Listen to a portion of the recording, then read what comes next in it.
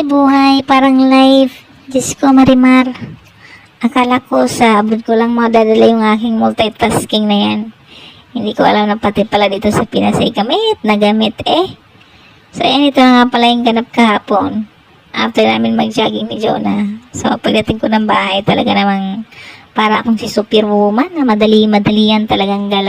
Tumawag kasi si Bossing at parating daw siya ngayon. Diyos ko, kaya kailangan malinis ang bahay bago siya dumating.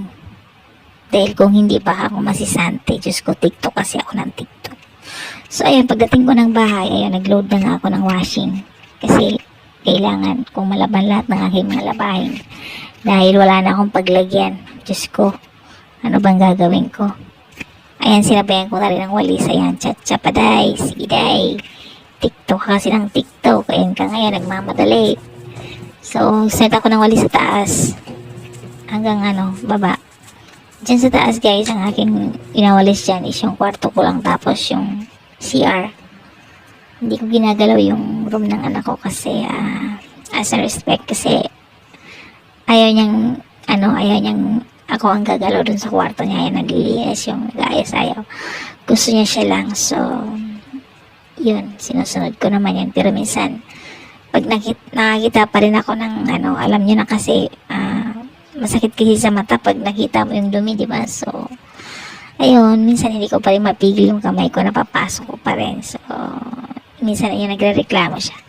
Ako na kasi gagalaw sa kwarto ko. Ganyan. So, ayan, walis.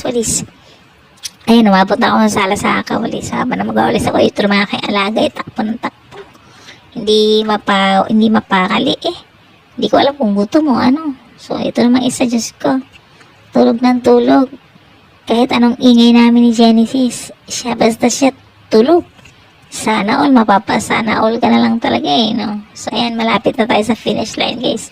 Nasa grahe na ako. Wapot ako sa grahe sa kakawalis. Alam niyo na, may mga aso tayo. So, hindi maiwasan na, yung mga dumi. So, ayan. Pagkatapos ko magwalis lahat, binalikan ko yung aking washing. So far, tapos na rin siya. So, di ba? Ang galing. Habang wawalis ka, nakakapag-washing ka na, tapos ang labada, tapos din ang walis. Pero walis pa lang yan, guys. Marami pa akong gagawin. Hindi pa ako nakapag-map, hindi pa ako nakapagpunas. Pero yung map talaga ang gagawa niyan is yung panganay ko. Ako lang nagpupunas ng mga iba-iba po. So, yun lang. Sasampay na tayo ng labahan para kahit pa paano matutuyo na siya mamayang hapon. So after nito magluluto naman ako ng pagkain namin.